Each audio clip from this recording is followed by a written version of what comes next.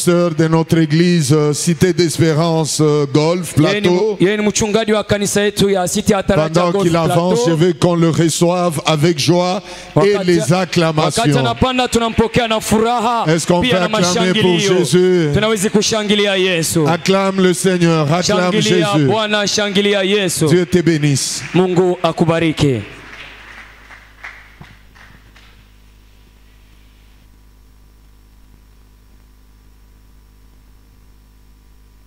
Eti tunaweza tena kushangilia Bwana. Acclame très bien le roi de rois, le Seigneur des seigneurs. Mzuri mfalme wa bafalme. Et s'il y a encore de vivants dans la présence du Seigneur. S'il y a quelqu'un qui a du souffle de vie, est-ce qu'il peut encore mieux acclamer pour la gloire de roi de roi, le Seigneur des seigneurs. S'il y a quelqu'un qui reconnaît ce que Dieu a fait dans sa vie, est-ce qu'il peut bien acclamer le roi de roi? Non, s'il y a quelqu'un qui reconnaît que ce qu'il est, c'est par la grâce de Dieu, est-ce qu'il peut encore Alléluia. Amina. Gloire soit rendue au Seigneur. Lui qui est le Dieu Tout-Puissant. Le maître de temps et de circonstances. Qui connaissait ce jour avant qu'il existe. Et nous retrouver encore en ce lieu ce soir, c'est par sa grâce. Que toute gloire revienne à lui. Amen, amen. Amina.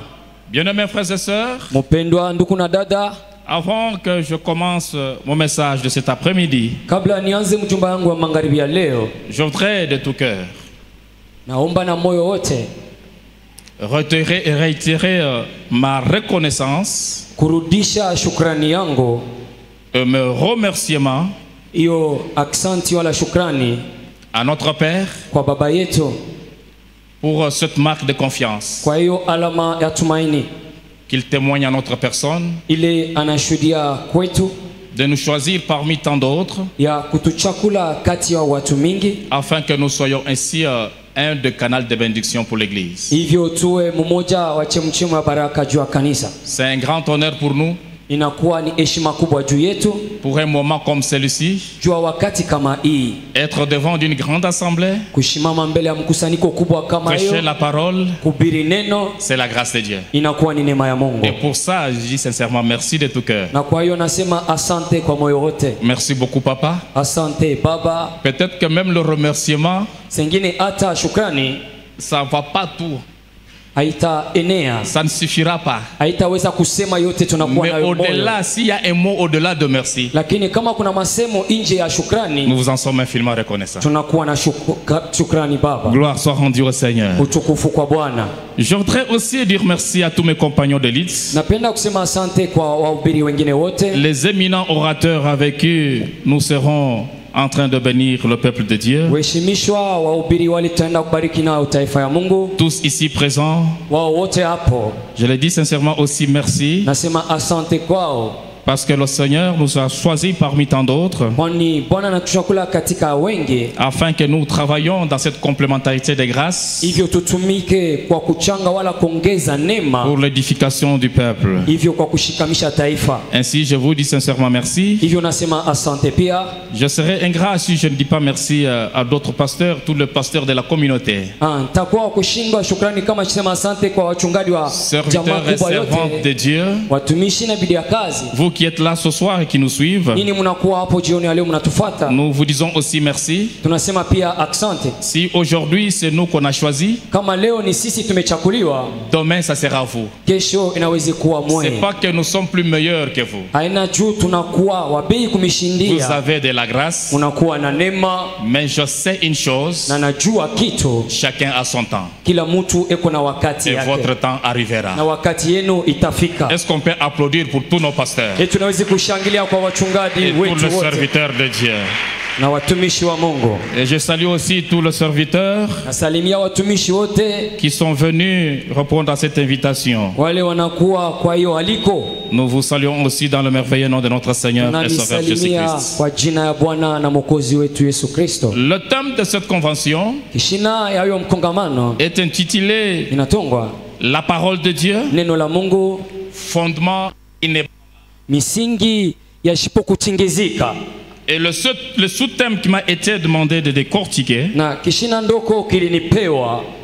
il m'a été demandé de parler sur la fidélité à la parole de Dieu. La fidélité à la parole de Dieu. Nous allons faire la lecture de la parole. Nous sommes dans le livre de Psaume chapitre 33. Psaume 33. Le verset 4.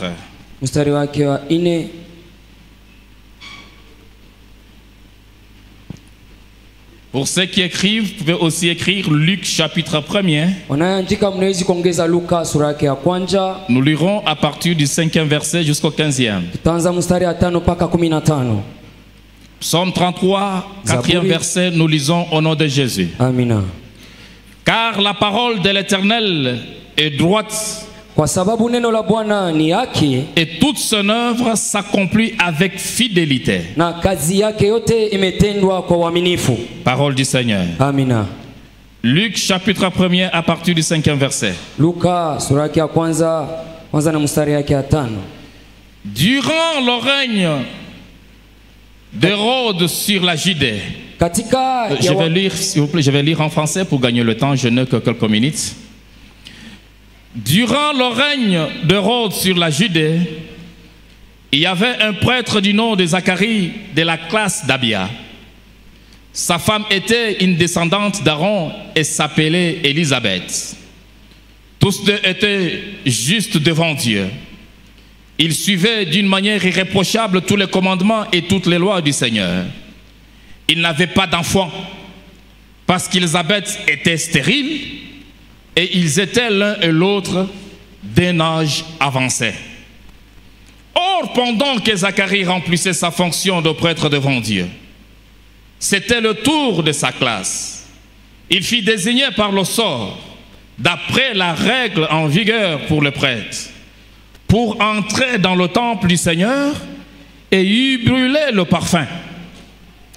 Toute la multitude du peuple était dehors en prière, à l'heure de l'offrande du parfum. Alors un ange du Seigneur apparut à Zacharie et se tint debout à droite de l'autel de parfum. Zacharie fut troublé en le voyant. Et la peur s'empara de lui. Mais l'ange lui dit, « N'aie pas peur, Zacharie, car ta prière a été exaucée. Ta femme Élisabeth te donnera un fils et tu l'appelleras Jean. Il sera pour toi un sujet de joie et d'allégresse. Et beaucoup se réjouiront de sa naissance, car il sera grand devant le Seigneur. Il ne boira ni vin ni boisson alcoolisée. Il sera rempli de l'Esprit Saint de le ventre de sa mère. Parole du Seigneur.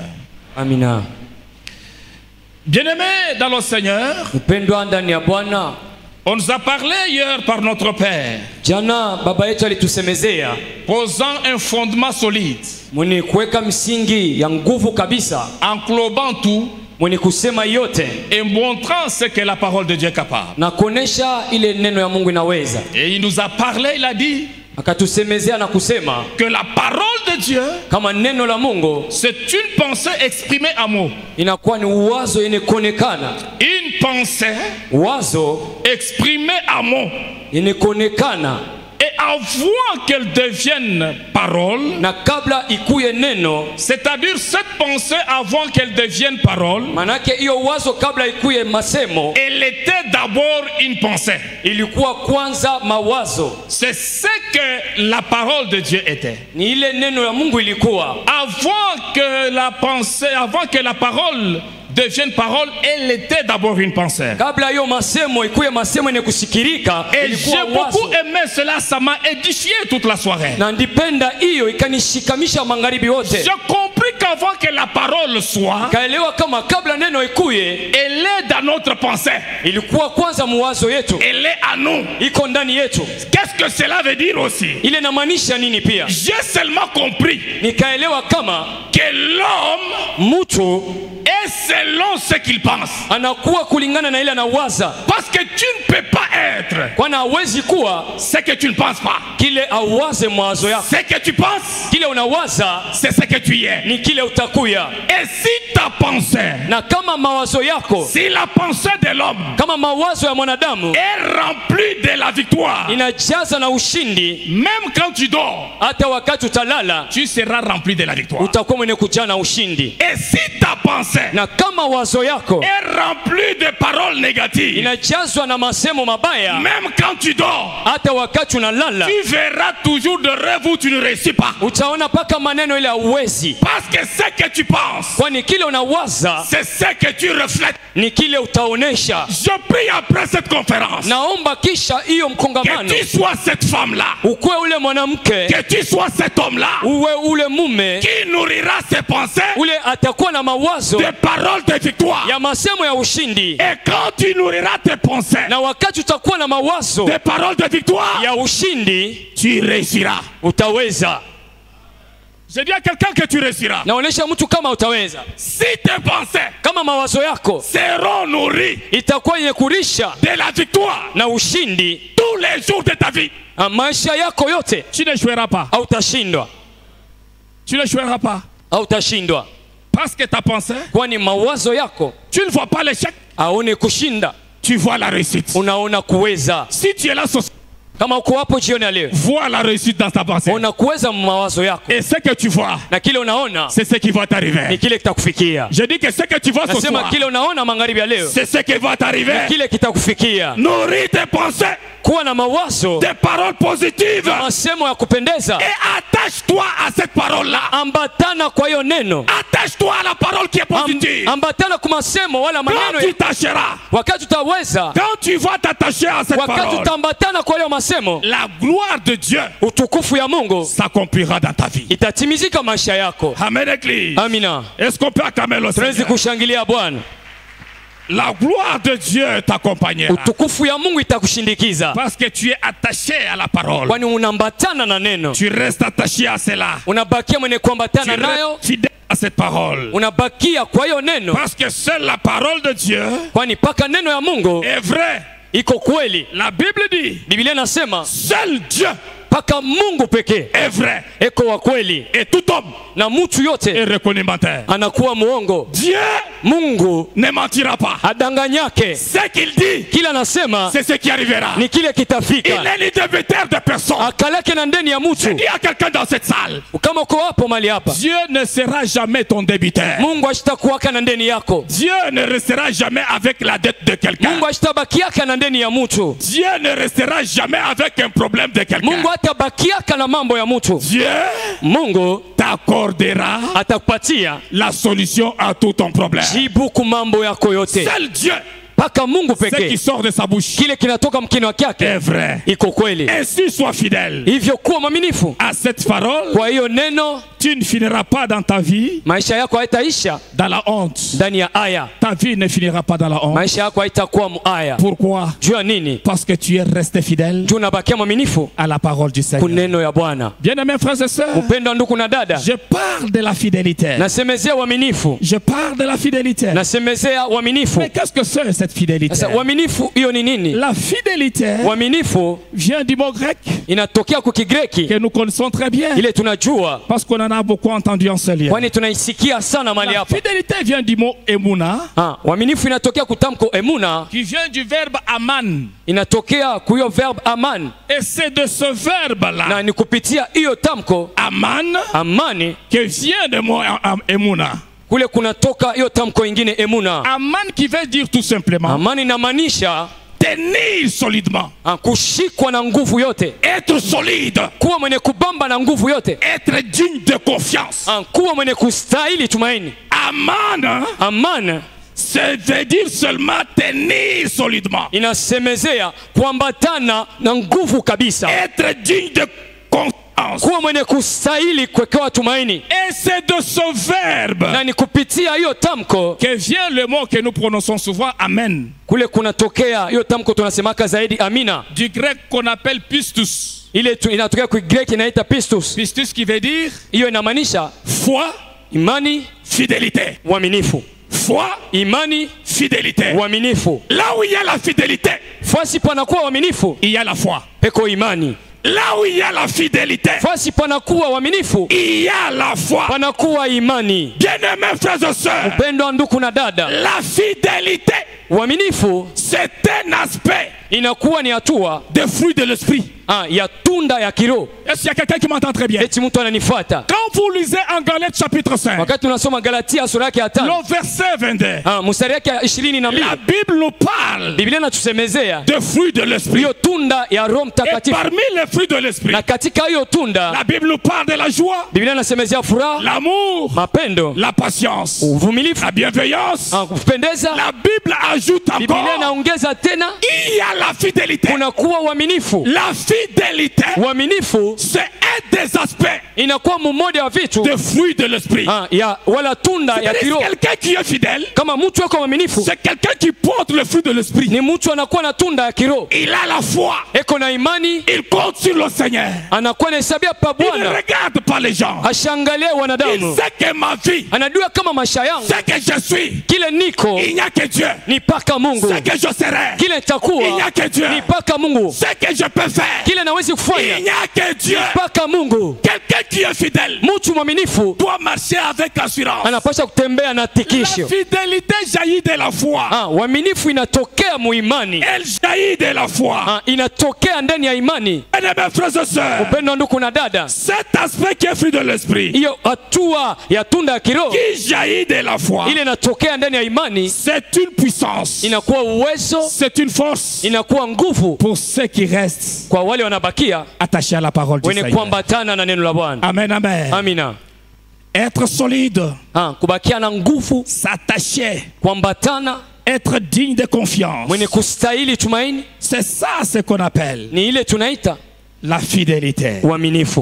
Pistis, Waki pistis, pistis c'est un mot hébreu inakuwa ni tamko la Kiebrania qui veut dire ile nasema foi imani et fidélité. na uaminifu. C'est pour vous dire, Maana celui qui marche avec Dieu mwenye kutembea na Mungu doit être fidèle. anapaswa kuwa mwaminifu. Deuxièmement, Ya pili, celui qui marche avec Dieu mwenye kutembea na Bwana doit avoir la foi. anapaswa kuwa na imani. Un enfant de Dieu Mtoto wa Mungu sans la foi, bila imani il ne fera pas un long parcours. asitafanya kitu, asitaenda mbele. Tu verras que c'est toi qui es venu accompagner les autres. Utaona kama ni wewe unakuwa shindikiza wengine. Pourquoi? Juu ya nini? Parce qu'il te manque la foi. Ndio unapusa imani. La fidélité Uaminifu jaillit de la foi. inatokea ndani ya imani. Bien-aimés frères et sœurs, Penda ndugu na dada, dès lors que cette foi est un engagement de l'homme entier, wakati hiyo imani inakuwa kama mpango mtu anachukua kwa Mungu, c'est-à-dire croire de tout son cœur. kuaminia na moyo wote.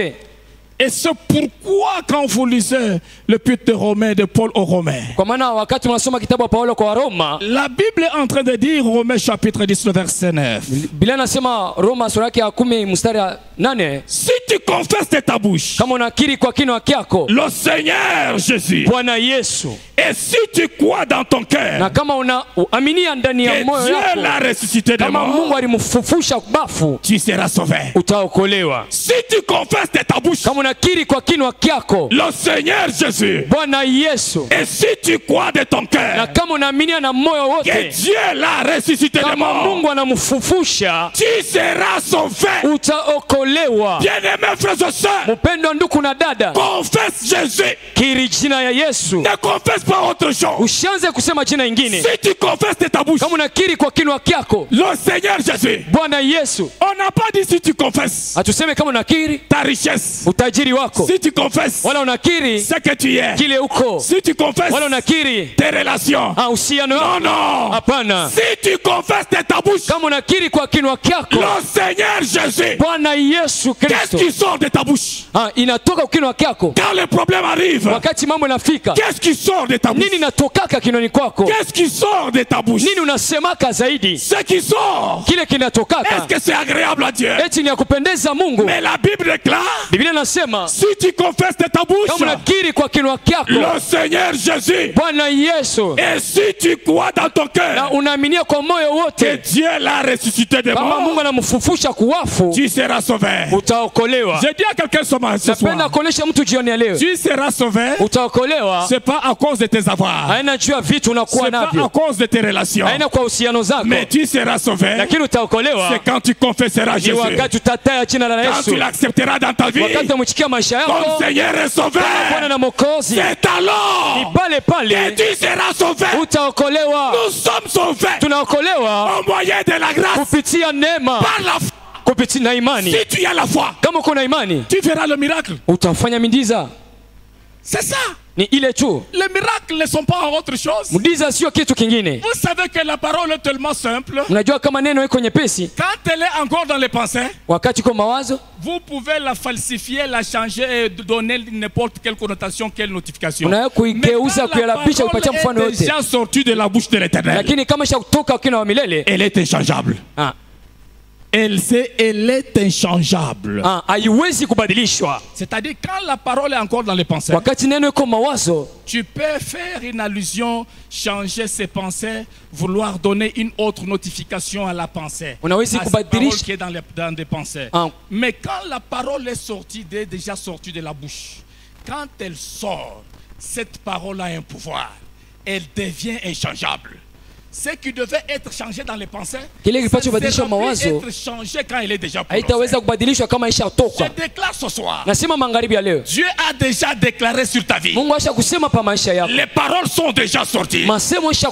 Personne, ni dans ce monde, ni dans ta famille, ni dans ton entourage, ne peut changer la parole que Dieu a déjà sortie sur ta vie. Que cette parole-là soit réma, qu'elle s'accomplisse dans une situation quelconque, que cette parole opère un miracle. S'il y a quelqu'un ce soir qui pensait qu'il est à bout de tout, bien-aimés frères et sœurs, tu n'es pas encore à bout, tu n'es pas encore perdu, il y a encore de l'espérance. Notre Dieu, il est vivant, il n'est pas mort, il est avec toi, il est en toi, tu vivras, tu verras la gloire de Dieu avant que tu meurs, et tu ne mourras pas avant ton temps. C'est ça la réalité. Refuse ce que le diable t'impose. Refuse cela. Il y a les gens qui reçoivent des paroles, qui reçoivent des prophéties, et non, la semaine prochaine tu mourras. Non, n'accepte pas, ne tremble même pas. Si tu as encore des choses à réaliser, refuse, parce que tu as reçu une parole qui est capable de changer tout dans ta vie.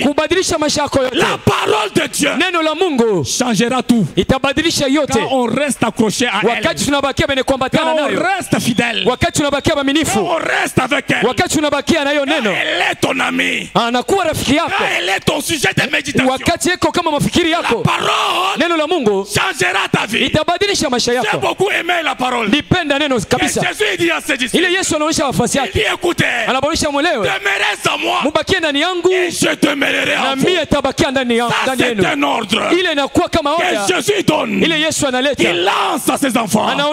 Ce même ordre là, il vous est aussi lancé. Je dis à quelqu'un, demeurez en Jésus et il demeurera en vous. Demeurer veut dire restez le plus longtemps. Restez le plus longtemps. Écoutez bien mes frères et sœurs, la fidélité n'est pas quelque chose d'un temps. Sio kitu kia wakati fulani. Non. Hapana. C'est quelque chose qui t'accompagnera toute la vie. Ni kitu kitakushindikiza. Ça dit que la fidélité Manake uaminifu doit être un mode de vie. inapasha kuwa ni maisha C'est ce yako. que notre père a toujours dit. Ni ile baba anasemaka zaidi. Fais de la fidélité Fanya uaminifu un mode de vie. ikuwe kama maisha Et yako. tu verras Na utaona devant les obstacles, mbele ya vizuizo tu ne seras pas inquiet.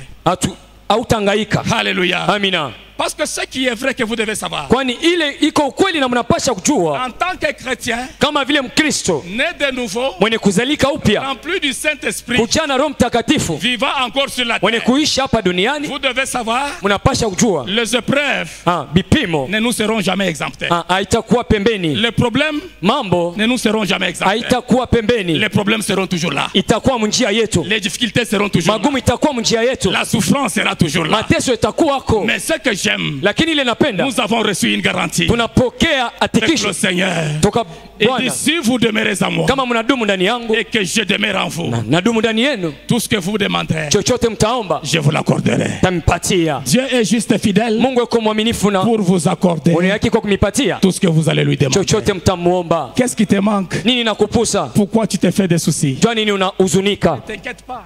Ushangaike? Ne t'inquiète pas. Ushuzunike. Aujourd'hui, beaucoup de chrétiens Leo Wakristo mingi sont désemparés. wanabakia wenye kufadhaika, Ils n'ont plus solide. habana nguvu kabisa, Ils ne tiennent pas fort. hawashike nguvu kabisa, Ils ne sont pas dignes de confiance. hawastahili tumaini, Parce que les choses kwani maneno n'ont pas marché le plus longtemps. haikuendeke na kukawia. Ils ont pensé que le Seigneur Walizania kama Bwana les a abandonnés. aliwaacha. Non, bien-aimés frères et sœurs, Hapana ndugu na dada, le Seigneur ne vous abandonne Bwana pas. ashikwache. Il dit, je serai avec vous Asema nitakuwa na jusqu'à la fin du monde. mpaka na mwisho wa Nous wakati, serons toujours avec lui. tutakuwa paka Sa naye. présence Wapo wake est permanente. inakuwa ya kila Dieu est wakati. avec nous. Mungu yuko nasi Même dans la misère, hata mu mateso, il est avec nous. yuko nasi Même quand les choses ne marchent pas, hata wakati maneno il est avec yaendeke, nous. yeye yuko Même nasi. quand tout marche, Hata wakati yote il est avec yanaendeka, nous. yeye Même yuko. quand les gens nous rejettent, Hata wakati watu il est wanatutupa, avec nous. yeye yuko nasi. Il est avec toi. Yuko na wewe. Même le soir, Hata magharibi, il est avec toi. yuko na wewe. Quand les ténèbres Wakati giza sont tout autour de toi, inakuzunguka, mais Jésus est avec toi. Yesu yuko na wewe. Quand les choses ne marchent pas, Wakati maneno il yaendeke, est toujours avec toi. yeye yuko paka Quand tu nawe. voyages, Wakati il est unasafiri, toujours avec toi. yeye yuko na wewe. Même quand tes enfants sont restés Hata ailleurs, wakati watoto wako mais il wanakuwa- est toujours avec Bali, toi. yeye yuko na Le wewe. même Dieu qui est avec toi, Ule Mungu yuko na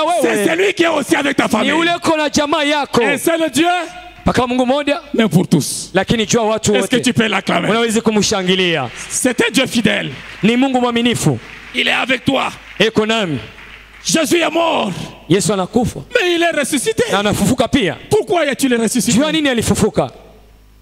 Et quand il est ressuscité, Na wakati alifufuka, il est ressuscité avec tout ce qui est à toi. alifufuka na chochote alikuwa yako. Écoutez, Église, Nifuate kanisa. Jésus n'est pas parti à la croix pour chercher la victoire. Yesu ashikwende kumsalaba kutafuta ushindi, Parce que lui était déjà victorieux. kwani yeye alikuwa na ushindi. Il avait déjà vaincu le diable. Alikuwa kumshinda shetani À 3 fois, mara 3. le diable l'a tenté. Shetani alimpima. Quand vous lisez en matière, Wakati masoma Mathayo, mais le diable n'a pas su. shetani ashikuwezi. Jésus était déjà victorieux. Yesu alikuwa na ushindi. Mais s'il est allé jusqu'à la croix, Sasa kama alipanda kumsalaba, c'est pour toi. ilikuwa juu Parce yako. que toi, tu ne pouvais pas Kwani être victorieux. hakuwezi kumshinda Tu shetani. ne pouvais pas être ce que tu es. Hakuwezi kuwa kile uko. Mais si tu es ce que tu es, Kama uko kile uko leo, c'est par la grâce de Dieu. inakuwa ni kwa neema ya Tu Mungu. n'as aucune bataille Hauna na vita à livrer. ya kupiga, Parce que toute la bataille kwani vita zote a été livrée pour toi. Yesu alipiga juu Mais yako. ce que Dieu te demande, Sasa kile Mungu anakuomba c'est juste rester fidèle, ni ubakie mwaminifu kwake, s'attacher à lui kuambatana et naye avoir la foi. na kuwa na C'est imani. ça que Dieu vous demande. Chochote Mungu anakuomba Tu tu, veux aller loin, unapenda kwenda mbali, sois fidèle. kuwa mwaminifu. Tu veux réussir, Unapenda kuweza, sois fidèle. kuwa mwaminifu. Bien-aimé dans le Seigneur, Upendo ndani ya Dieu Bwana, a besoin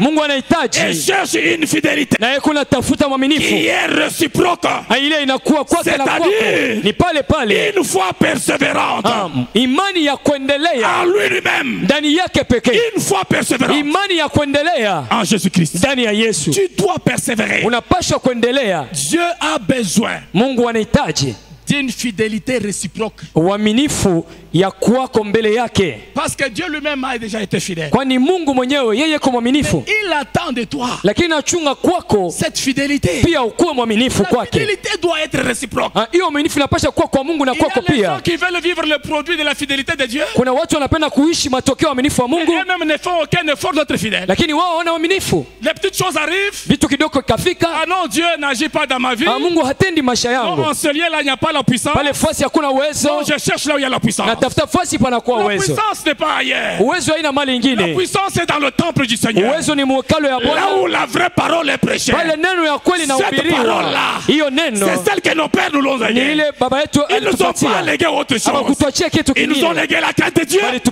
Ils ont légué la fidélité à la parole. Ils nous ont légué la crainte de Dieu.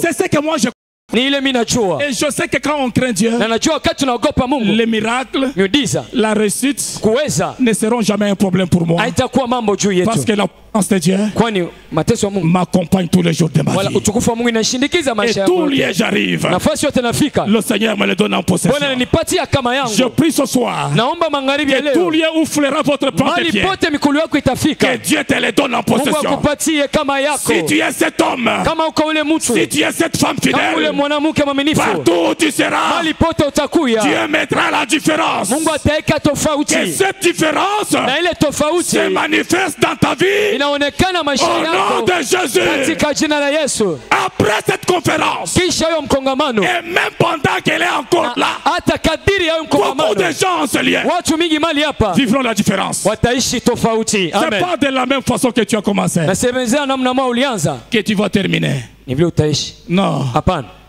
Avant que tu entres. Kabla uingie. Tu étais une autre personne. Ulikuwa mtu mwingine. Avant que tu sortes, na kabla utoke, tu seras une autre personne. Utakuwa mtu mwingine. Tu vivras un changement. Utaishi mabadiliko. Je dis encore à quelqu'un que tu vivras un changement. Naonesha mtu kama utaishi mabadiliko. Et s'il y a quelqu'un qui a la foi et qui est fidèle. Mtu wa imani na mwaminifu. Est-ce que tu peux dire amen? Naweza kusema amina. Dis je suis la fidèle à Dieu. Sema niko mwaminifu kwa Mungu. Dis je resterai fidèle. Tabakia mwaminifu. Jusqu'à ma mort. Mpaka nakufa kwangu. Je resterai fidèle. Tabakia kama mwaminifu. Même quand je n'ai pas mangé. Hata wakati shikule. Je resterai fidèle. Tabakia mwaminifu. Même quand je n'ai pas d'enfant. Wakati shina na watoto. Je resterai fidèle. Tabaki mwaminifu. Sois fidèle. Kuwa mwaminifu. Au nom de Jésus. Katika jina la Yesu. Le chrétien véritable. Mkristo wa kweli. Il vit au Christ par la foi. Anakuwa anaishi ndani ya Kristo kwa imani. Demeure en Christ. Anadumu ndani ya Kristo. Et garde sa parole. Na anachunga neno la Kristo. Amen église. Amina. Si vous demeurez en moi.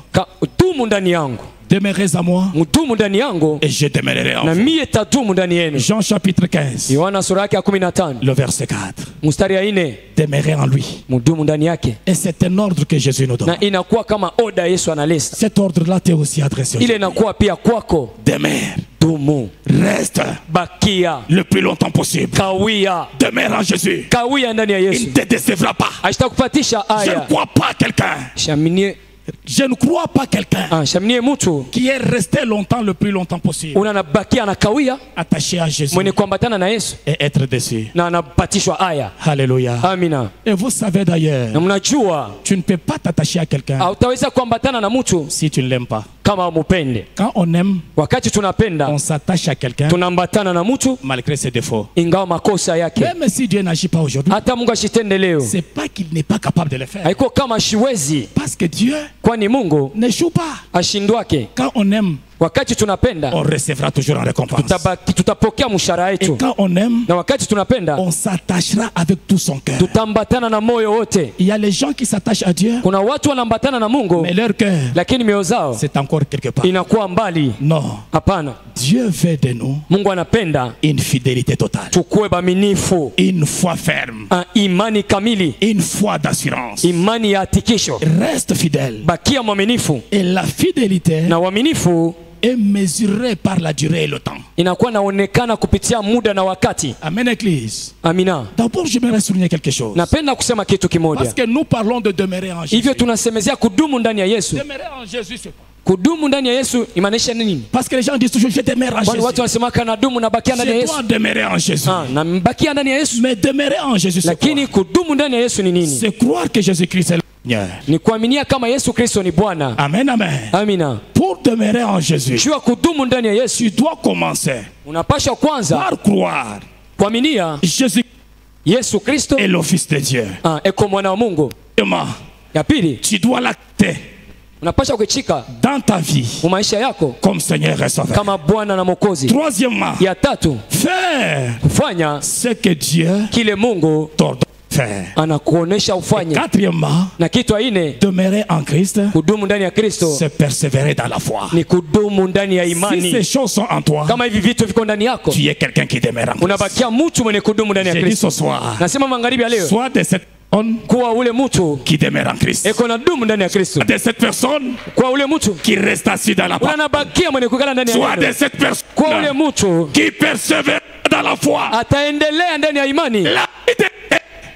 La fidélité uaminifu est mesurée par le temps et la durée. Inaonekana kupitia wakati na muda. Bien-aimés frères et sœurs, mpendwa ndugu na dada, les promesses de Dieu maahidi za Mungu ne changent pas à cause du temps, haibadilikake juu ya wakati, ni à cause des circonstances wala majira. Les promesses de Dieu ahadi za Mungu resteront toujours promesses, itabakiaka paka ahadi, quel que soit le temps, ingawa wakati que cela peut prendre, ile inaweza kubeba, ça ne changera pas, haitabadilika, ça reste toujours promesse. Inabakia ahadi. Regardez ce couple, angalia yo Jose dans le livre que nous venons de lire, ya kitabu tunatoka soma, et de Luc chapitre 1er le verset 5. Luka sura yake ya kwanza mstari ya 5. Luc c'est un docteur, quelqu'un, un historien, quelqu'un qui a de l'expérience, un médecin par-dessus tout. Luka anakuwa kama munganga, mtu anakuwa na ufahamu. Il connaît très bien la vie de ce couple. Anajua kweli maisha yao watu. Il connaît et il est rassuré que leur vie, ce qu'il dit là, c'est ce que leur vie est. Anajua kama kila anasema inakuwa ni kweli maisha yao. La Bible déclare, Biblia inasema que cet homme kama huyu mtu qui était sacrificateur, alikuwa mkoani,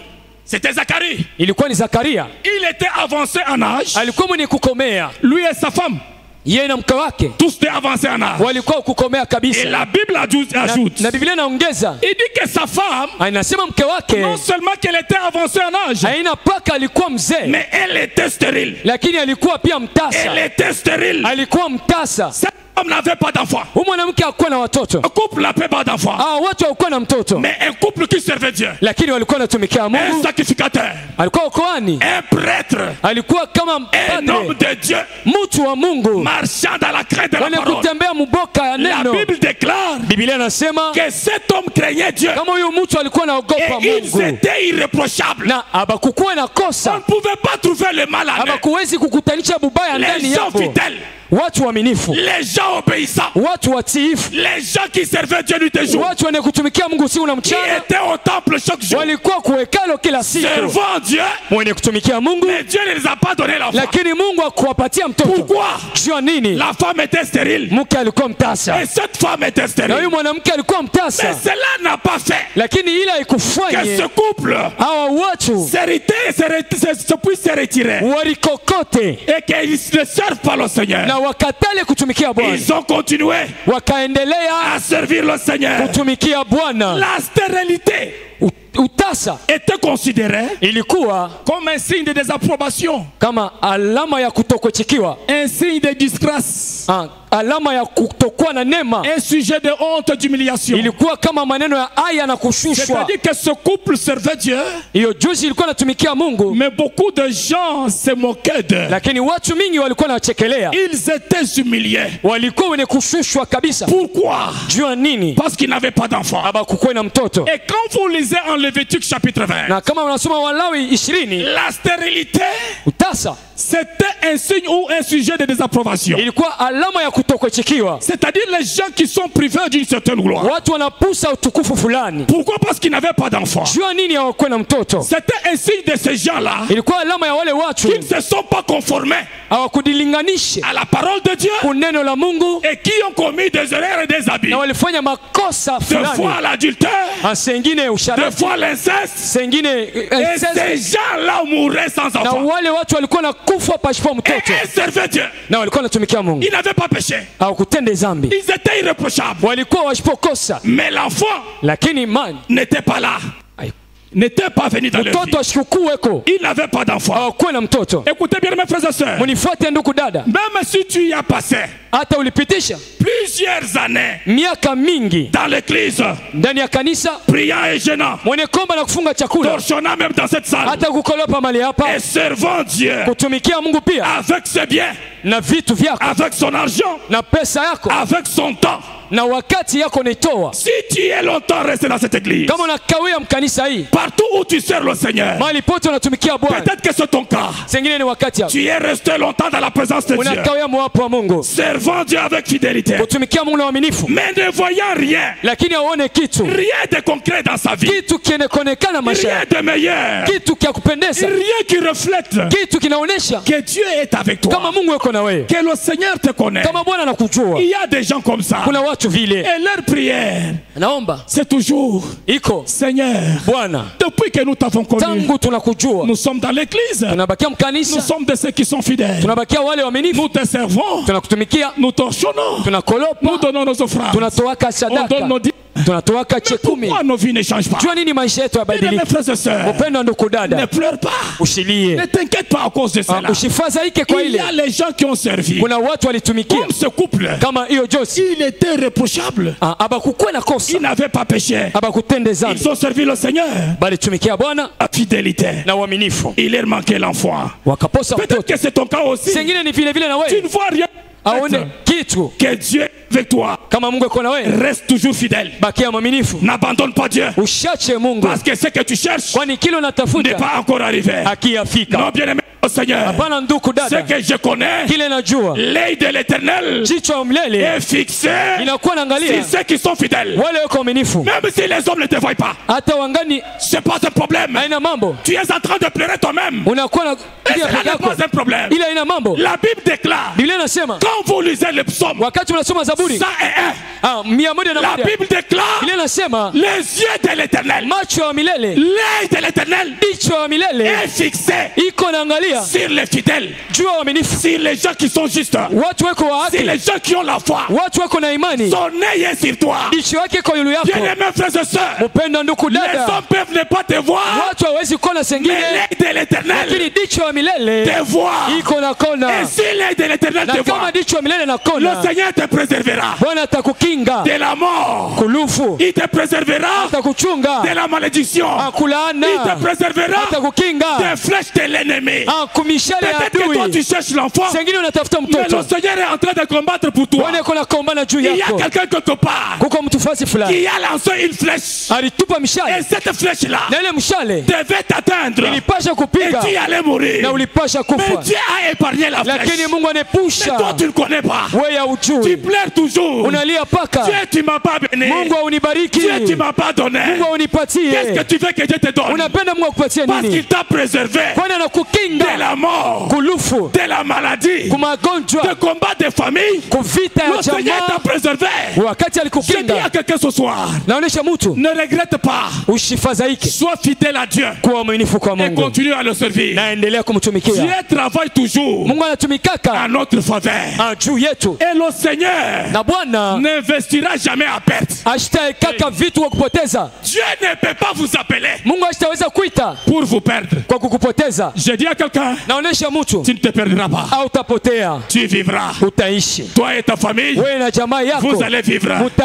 Toi et ta famille, vous réussirez. Ce que tu cherches en pleurant, le Seigneur va te le donner sans effort.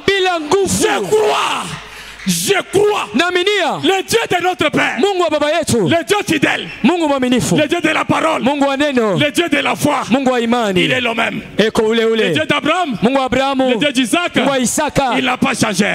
Il te fera réjouir. Ce que Dieu te donne, ça t'apportera la joie et l'allégresse.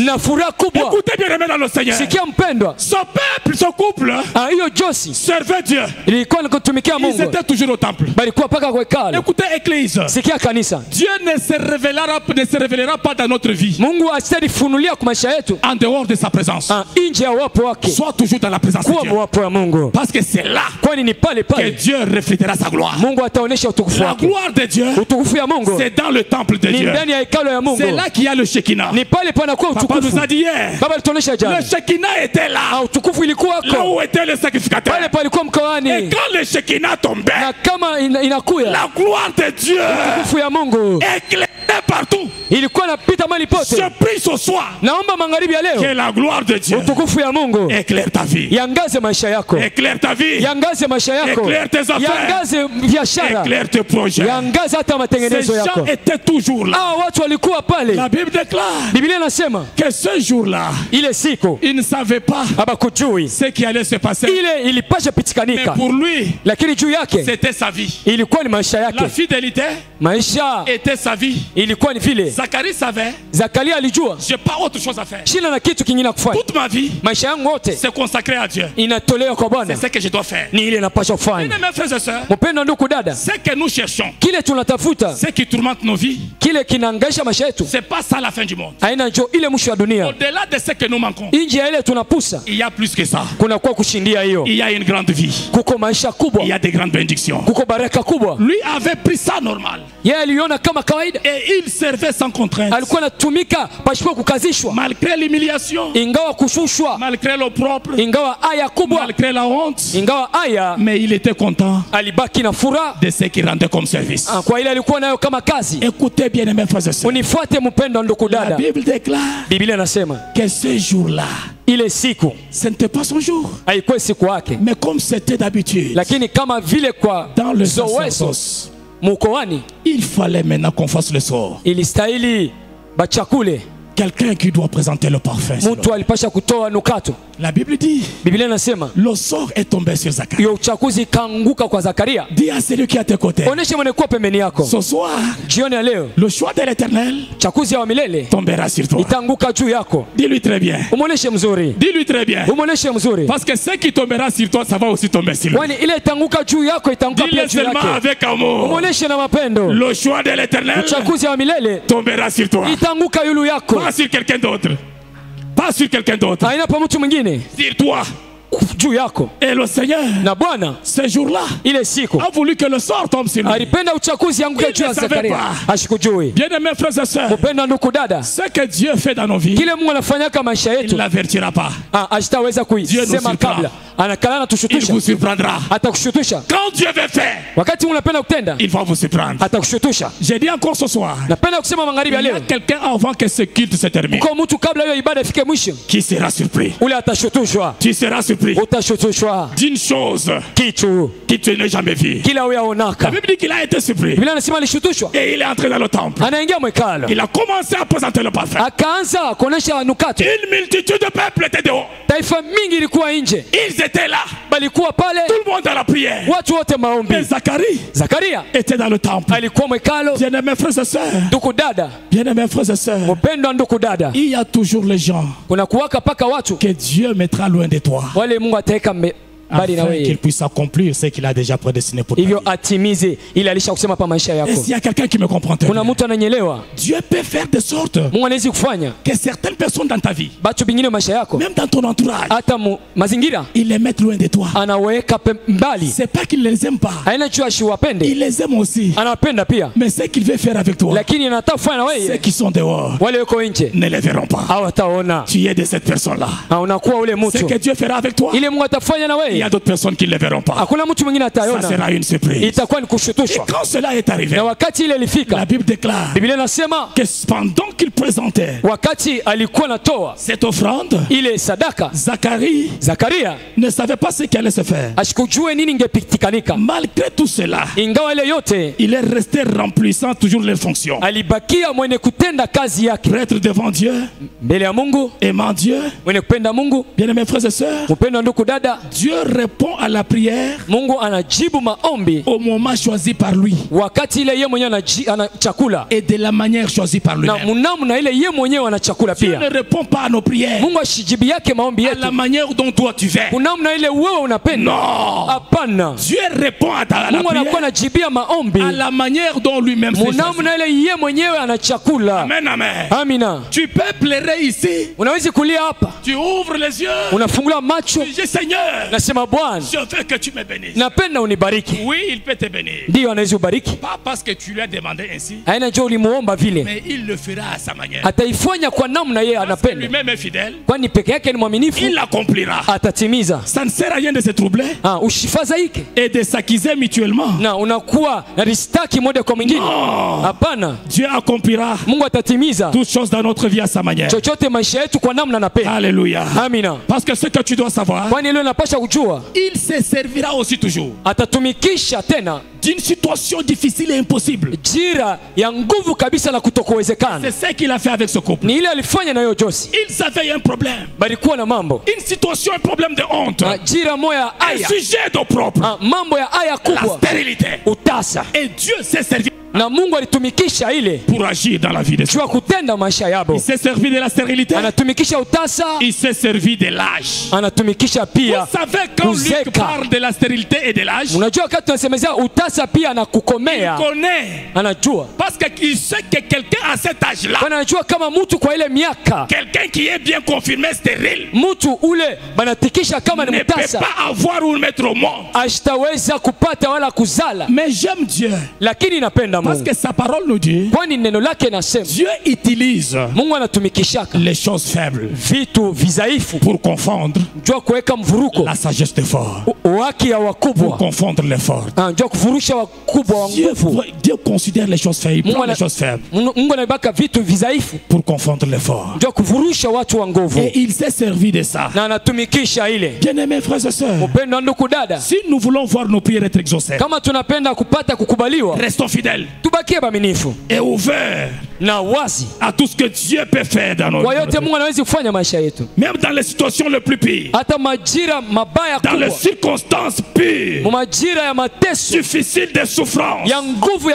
Attendons-nous toujours à ce que Dieu ouvrira de sa façon et à son temps.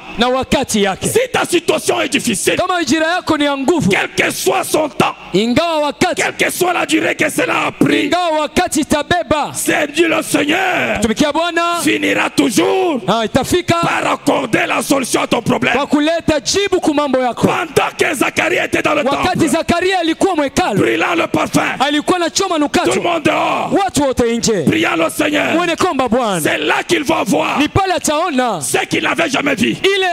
C'était quoi? Il va voir l'ange du Seigneur. Zacharie était pris. Zakaria akashutushwa. Il était dans le temple. Alikuwa mwekalo. Il va voir un ange apparaître. Anaona malaika kutokelea. Ce qu'il n'avait jamais vu. Kile alikuwa ashaona. Il n'avait jamais vu un ange. Alikuwa ashaona kama malaika. Je dis à quelqu'un ce soir. Naonesha mtu magharibi leo. Avant que cette année se termine. Kabla hii mwaka ifike mwisho. Tu verras ce que tu n'as jamais vu. Utaona ile uyaonaka. Oh, il y a quelqu'un qui m'a pas compris. Kuna mtu ashanisikia. Avant que cette conférence se termine. Kabla mkongamano ifike mwisho. Il y a quelqu'un qui verra ce qu'il n'a jamais vu. Uko mtu ataona ile ashaonaka. Comme Zacharie avait vu. Kama Zakaria aliona. Ce qu'il n'avait jamais vu. Ile alikuwa il avait troublé. Toi aussi, tu le verras. Il y a les choses que tu verras avec tes yeux, mais qui vont te troubler. Il n'avait jamais vu d'ange. Et il a paniqué. Il a troublé, il était troublé. Écoutez bien mes frères et sœurs. Ce que Dieu fait dans notre vie dépassera toujours notre entendement. Et ça vient toujours avec la peur. Quand la gloire de Dieu vient, elle ne vient pas simplement. Elle vient avec des tonnerres. Elle vient avec de puissance. Je crois qu'il y a quelqu'un ce soir qui va sentir ce bruit-là. Le bruit des tonnerres. Le bruit de la gloire de Dieu. De voir ce qu'il n'a jamais vu. Parce que c'est le temps de Dieu. Tu as beaucoup pleuré. Tu as beaucoup pleuré. On a beaucoup hué sur toi. On a beaucoup parlé sur toi. C'est fini les pleurs. C'est fini la honte. C'est fini la misère. C'est fini les plaintes. Le temps de Dieu est arrivé. Ce que tu verras ne sera pas un rêve, mais ça sera une réalité. C'est ce que Dieu va te révéler. Les anges, ce sont des êtres spirituels qui vivent dans la présence de Dieu et qui accomplissent sa volonté. Tu sais qu'il y a des gens qui voient la gloire de Dieu venir. Ils voient voient la lumière. Oh, j'ai vu l'ange de l'Éternel. J'ai vu l'ange. Il y a d'autres enseignements où les gens commencent à adorer les anges. La parole dit que les anges, ce sont les êtres spirituels qui vivent dans la présence de Dieu et qui accomplissent la volonté de Dieu. Ils sont à notre service. Ce sont les messagers. Dieu les utilise pour t'apporter toi le message. Ils sont à votre service. Et je crois peut-être ce soir, il y a quelqu'un qui recevra un message. Ce message viendra avec un ange du Seigneur. Pas avec un autre esprit. Non. Pas avec des choses fomentées. Non, non. L'ange t'apportera un message authentique. Un vrai message. Et ce message-là sera pour ta délivrance. Sera pour ta bénédiction. Tout ce que tu attends de Dieu, ça se trouve déjà en toi. Mais cela attend le temps du Seigneur. C'est que la Bible déclare en Ephésiens chapitre 1 verset 3. Gloire béni soit Dieu, le Père de notre Seigneur Jésus-Christ, qui nous a bénis de toutes sortes de bénédictions dans les lieux spirituels, des bénédictions spirituelles, dans le lieu céleste, en Jésus-Christ. Tout ce que nous demandons, Dieu nous a déjà donné cela en son Fils Jésus. Gloire à Dieu, rends grâce à Dieu. Parce qu'il t'a déjà tout donné. Il t'a déjà tout donné. Dieu t'a déjà tout donné. Tu dois te glorifier. Tu dois être fier. J'aime beaucoup ce que Jérémie dit. Jérémie chapitre 9, le verset 23 à 24. Il dit que le sage se glorifie de sa sagesse. Le riche se glorifie de sa richesse. Le fort se glorifie de sa force. Mais si quelqu'un veut se glorifier, il se glorifie à ce qu'il a l'intelligence et il connaît l'Éternel. C'est qu'il ne faut pas te glorifier parce que tu as des richesses, parce que tu es fort, parce que tu es sage.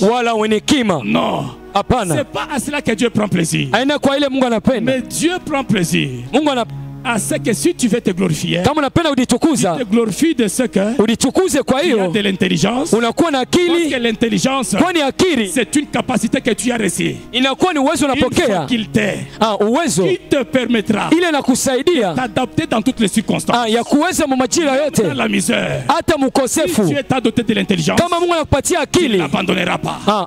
Tu resteras fidèle et tu t'approcheras à lui. Tu dois connaître Dieu. Que c'est lui Dieu qui a la bienveillance, qui est bon, il est droit et il est juste.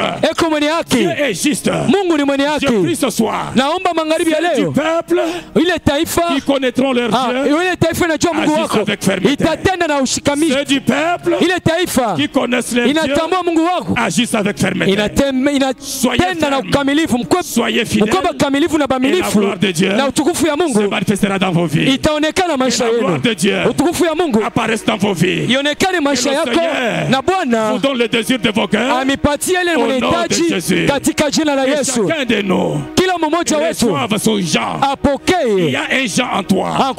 Et ce Jean-là, c'est rapporteur de la joie et de l'allégresse. Que la joie de l'Éternel soit ta force. Sois fier de celui que tu as dans ta vie. Jésus-Christ, il est bon, il est merveilleux, il n'abandonne pas, et reste accroché à lui, et le Seigneur te bénira. Pour ce soir, que le Seigneur vous bénisse. Voilà, Jésus.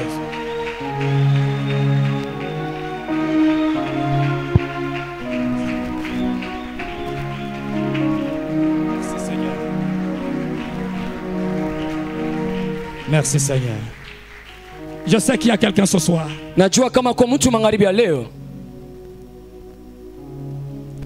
qui est en train de se faire les pensées. Il ne sait pas comment sera sa vie. Tu as vécu de déception et de déception. de combat et de combat. Vita ya aina ya kuachana.